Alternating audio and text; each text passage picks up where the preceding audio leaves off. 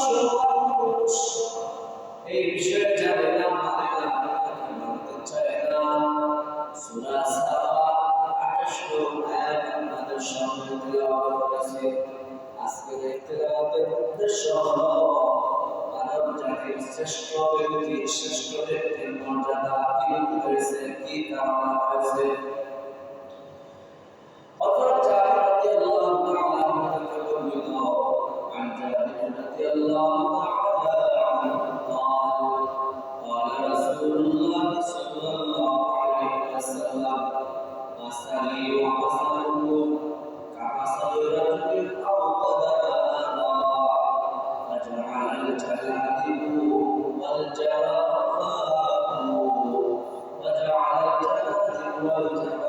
يبعث فيه يخلق فيها وهو يذب كل عنها وأنا آخذ بحججكم عن الله وأنتم تفلتون بيدي. وتجاهد থেকে বর্ণিত আল্লাহর হাবিব সাল্লাল্লাহু আলাইহি ওয়াসাল্লাম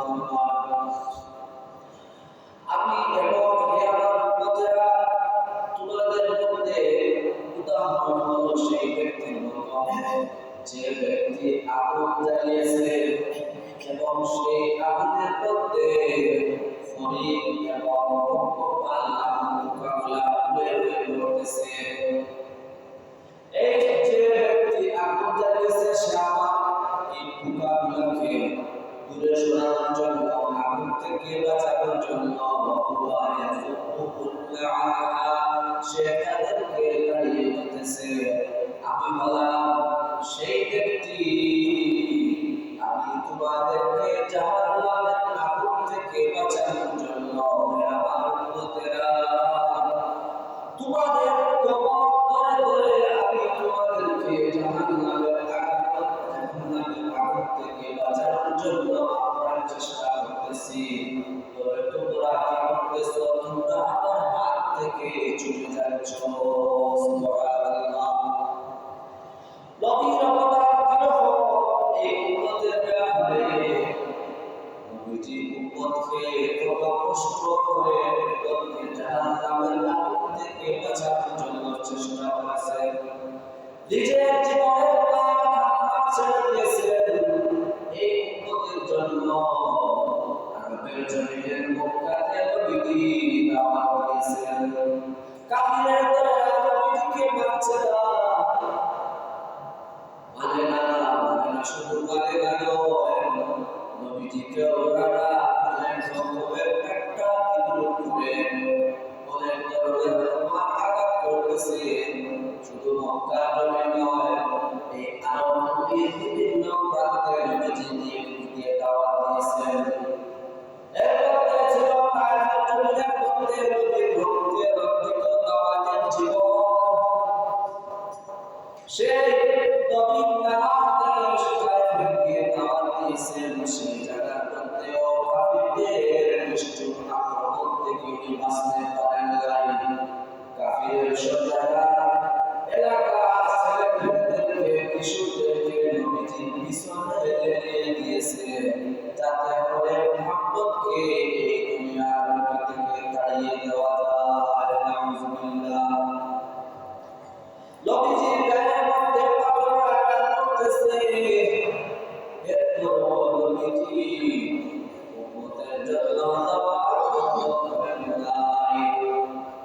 শুধু দাওয়াত দিতে আছেন, শরীরে আঘাত হইতে হইতে আঘাত থেকে রক্ত হয়ে মুক্তি পাবে নবীজির জুতার মধ্যে গেলে চোট লেগে গেছে।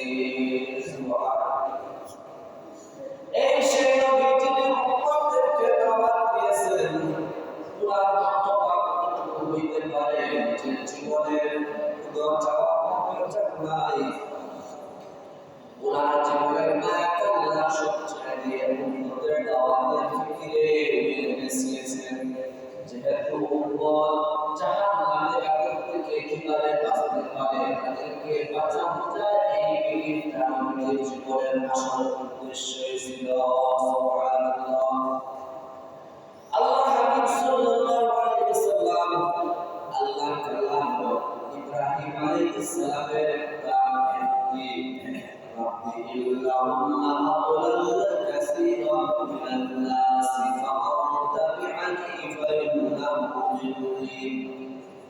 ومن عصاني فإنك غفور رحيم ইব্রাহিম আলাইহিস সালাম বললেন, হে আমার প্রভু, আমার উম্মতরা গুমরাহ হয়ে যাচ্ছে এবং এদের মধ্যে যারা আমার অনুসরণ করতেছে তারা আমার ভক্ত এবং যারা অবাধ্য হয়ে যাচ্ছে ওরা তো জাহান্নামী হওয়ার কথা। এরপরও ইব্রাহিম খলিলুল্লাহ বলেন, হে আল্লাহ, যদি এরা জাহান্নামী হয়ে যায় আপনি গফুর গফফার, রব্বানা ইন্নাকা গফুরুর রহিম। সুবহানাল্লাহ। হে আল্লাহ, আপনি গফুর দানশীল, দয়াশীল, দয়াবান, দয়া করে বান্দা বান্দীগুলোর সবকে আপনি মাফ করে দেন।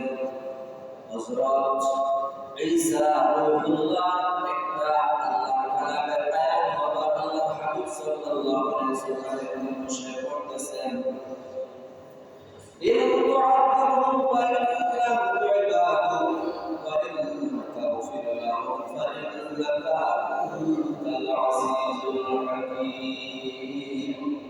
আয় আল্লাহ, আমার উম্মতের মধ্যে যারা আমাদেরকে আপনি মাফ করে দেন এবং যারা নেককারদেরকে তো আপনি মাফ করে দিবেন। এরপর দিবেন থেকে আল্লাহর হাবিব সাল্লাল্লাহু আলাইহি ওয়াসাল্লামের জন্য দোয়া করতে আছেন।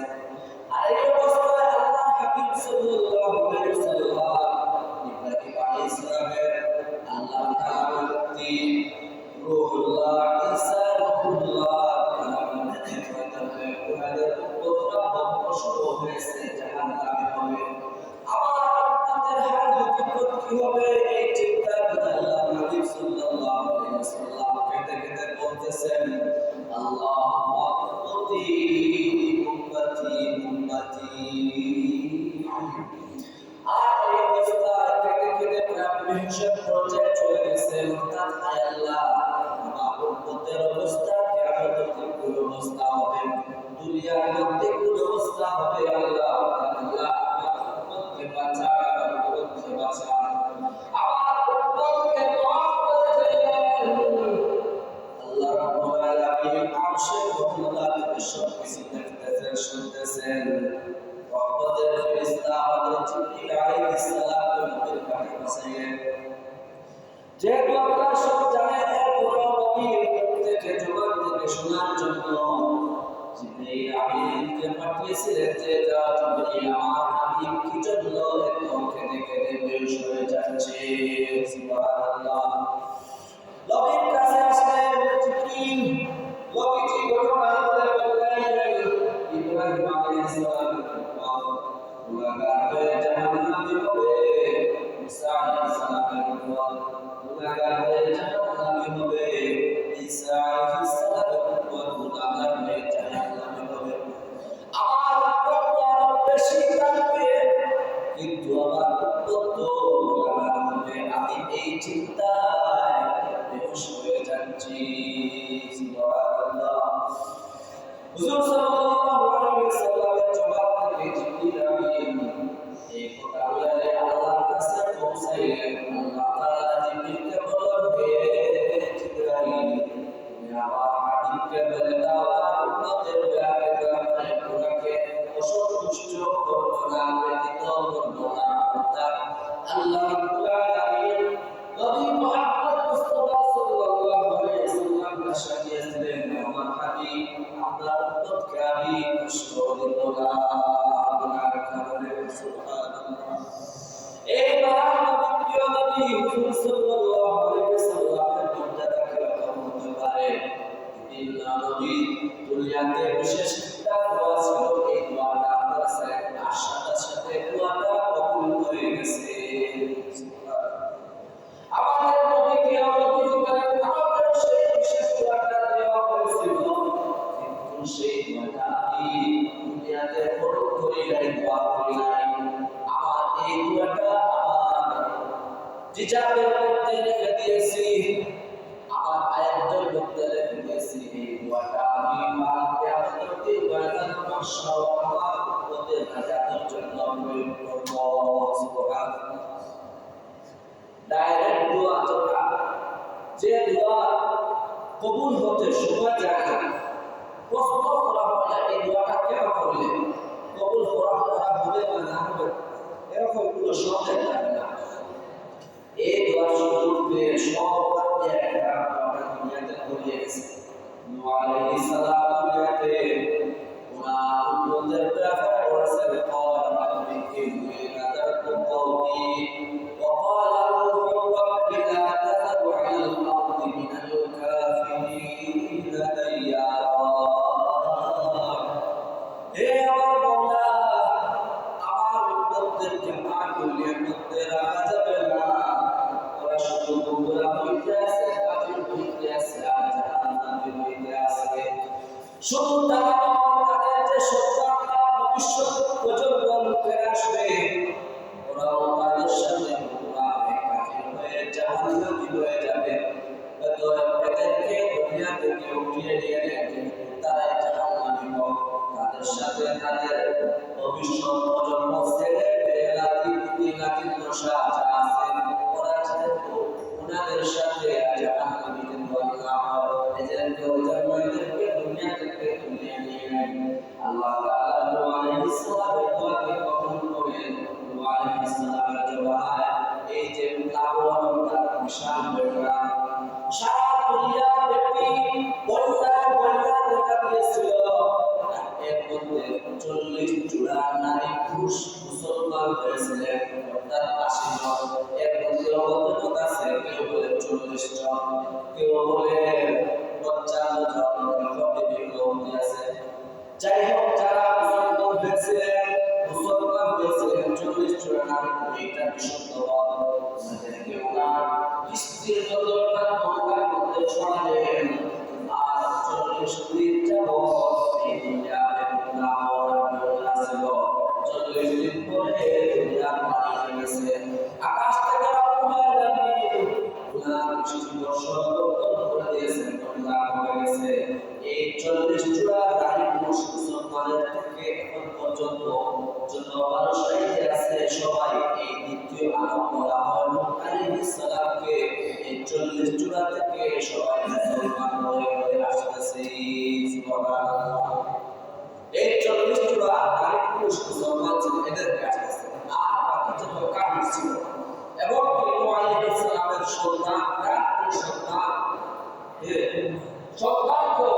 কাফির হওয়ার কারণে আল্লাহ তাআলা ওকে পাহাড়ের উপরে চাইছিল যে বাঁচার জন্য, কিন্তু বাঁচতে পারে নাই। দুনিয়া থেকে বিশাল বন্যার কারণে সে কাফির সেও মারা গেছে। নূহ আলাইহিস সালাম সন্তানের ব্যাপারে আল্লাহ বলেছেন, হে আল্লাহ, এই সন্তানটা আমার পরিবারের পক্ষ থেকে, আমার পরিবারের আমার প্রাণপ্রিয় সন্তান, আল্লাহ আমার সন্তানকে বেঁচে বাঁচার তৌফিক দেন।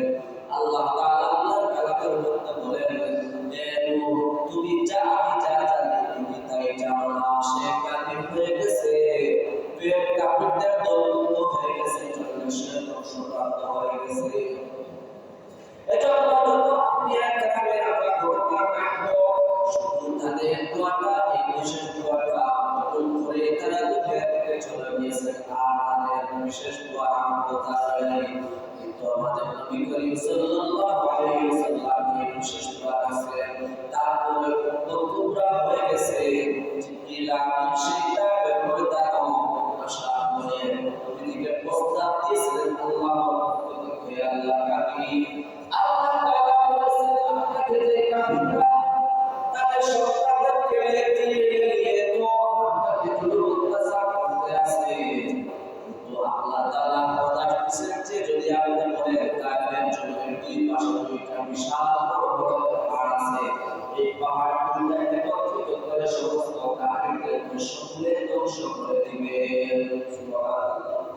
আল্লাহ হাবিব সাল্লাল্লাহু আলাইহি ওয়াসাল্লাম বলেন, জিবরিল, আমি এজন্য এই দুনিয়াতে আসি নাই, আল্লাহ তাআলা আমাকে এজন্য দুনিয়ার মধ্যে পাঠান নাই, আমাকে রাহমাতুল লিল আলামিন বানিয়ে পাঠিয়েছেন, রহমতের নবী, দয়ার নবী।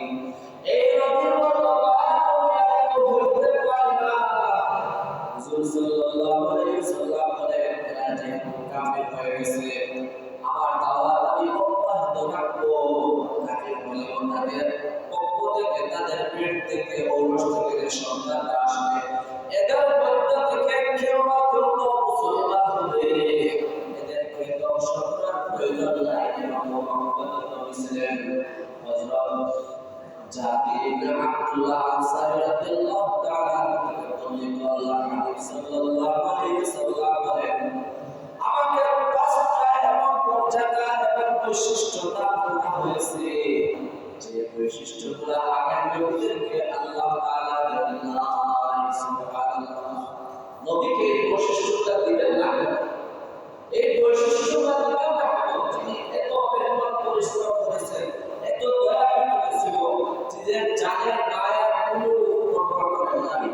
শুধু উম্মতের ভূমিতে ছিলেন, উম্মতের কিভাবে হোক, কাফির হোক, বারে বারে একটা হলো দুইবার নয়, যতবার লাগছে ততবার সেই কাফিরের দরজায় গিয়ে তাকে ইসলামের দাওয়াত দিয়েছিলেন, জান্নাতের পথ দেখাইছিলেন, আখিরাতের প্রশস্ত পথ দেখিয়েছিলেন। এই দয়া নবী আমাকে আল্লাহ তাআলা পাঁচটা এমন মর্যাদা বৈশিষ্ট্য দান করেছেন।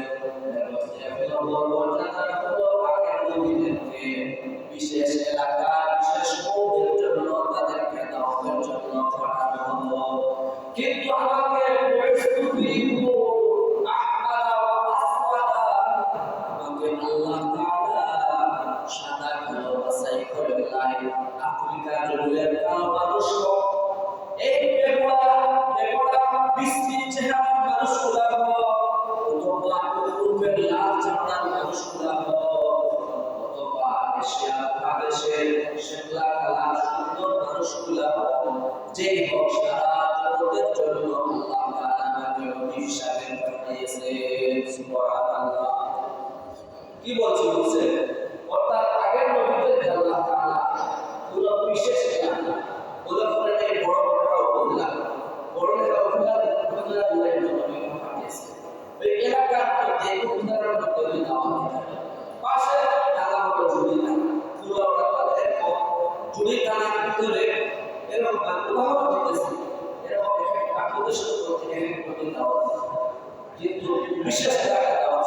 আমাদের নবী বলেন, আমাকে শুধু পড়ালেখার জন্য পাঠান নাই, জুড়ির জন্য পাঠান নাই, উদাহরণের জন্য পাঠান নাই, অথবা শুধু বাংলাদেশের জন্য পাঠান নাই।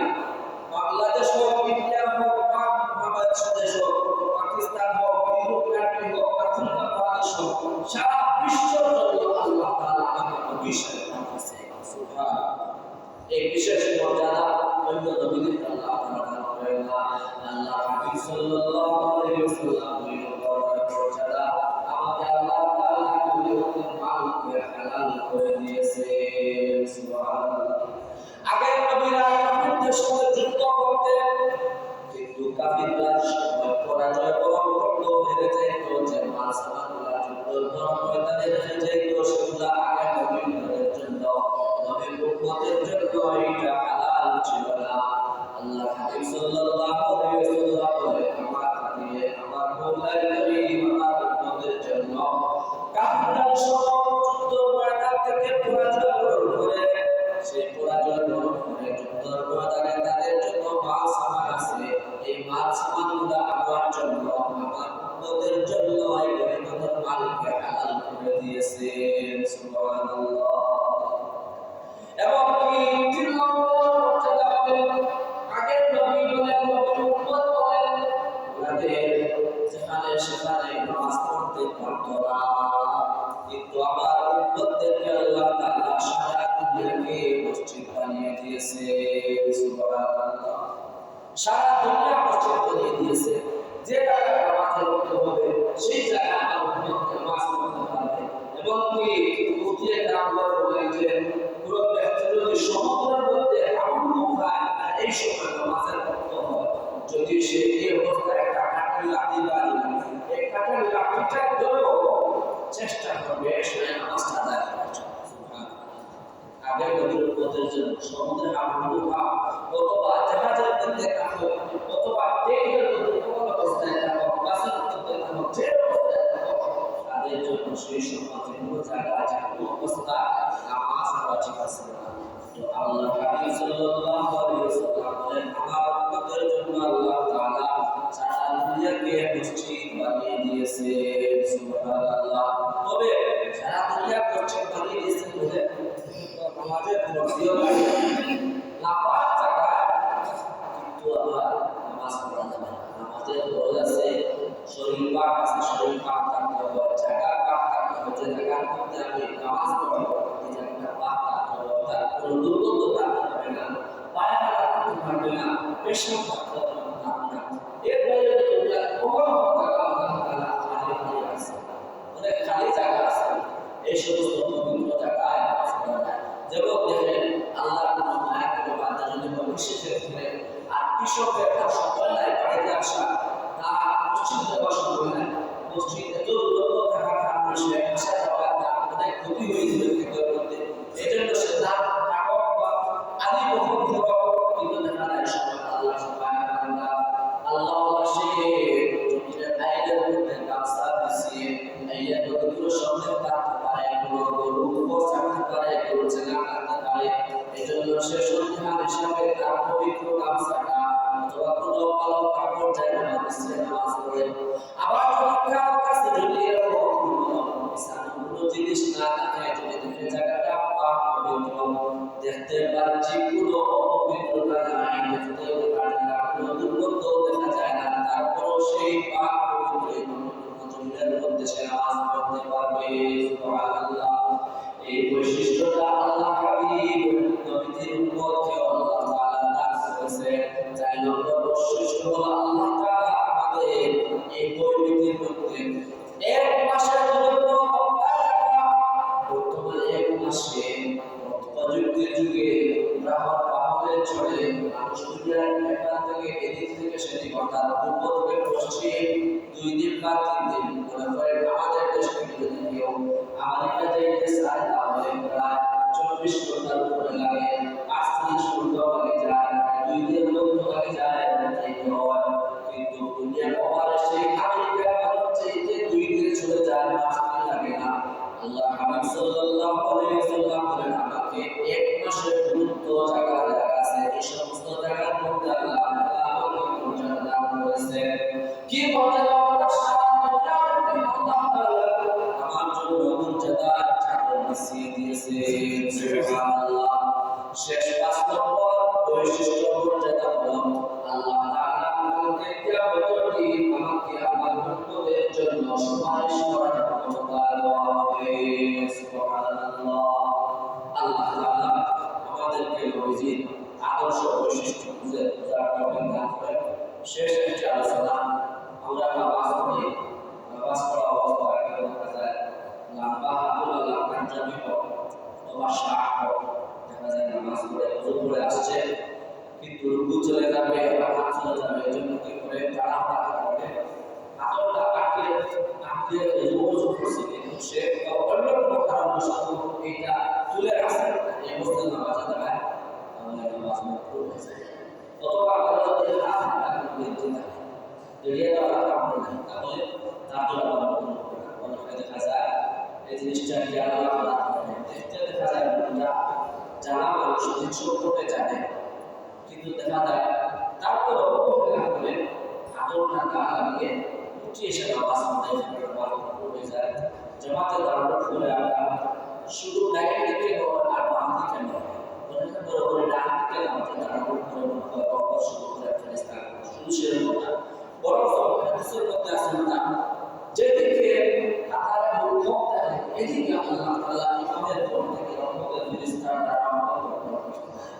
এজন্য আমরা জামাতে দাঁড়ানোর সময় খুব খেয়াল রাখবো কোন দিকে কোন লোক আছে, অর্থাৎ মনে করেন বাম দিকে কোন লোক আছে, ডান দিকে নাকি বাম দিকে কাতারে সমান করে দাঁড়িয়ে